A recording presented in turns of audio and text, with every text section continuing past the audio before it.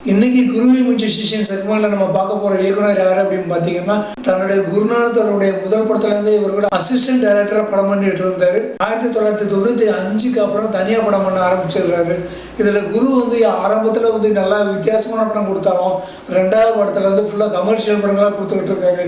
ஆனா சிஷ்யன் தன்னோட கொள்கையை விடாம ஆரம்பத்துல இருந்து யதார்த்தமான படங்கள்லாம் தான் கொடுத்துக்கிட்டு இருந்தாரு. இதனுடைய பலனா சிஷ்யன் 4 தேசிய விருதுகளும் 6 தமிழ்நாடு ஸ்டேட் அவார்டுகளும் வாங்கியிருக்காரு. ஆனால் குருநாதர் தான் பாவம் சிறந்த கமர்ஷியல் டைரக்டராக இருந்தாலும் ஒரு விருது அந்த அளவுக்கு வாங்கலை. அந்த குரு சிஷ்யன் யாருன்னு உங்களுக்கு தெரியுதா? குரு டைரக்டர் KS ரவிக்குமார், சிஷ்யன் யாருன்னு பார்த்தீங்கன்னா நம்ம டைரக்டர் சேரன் தான்.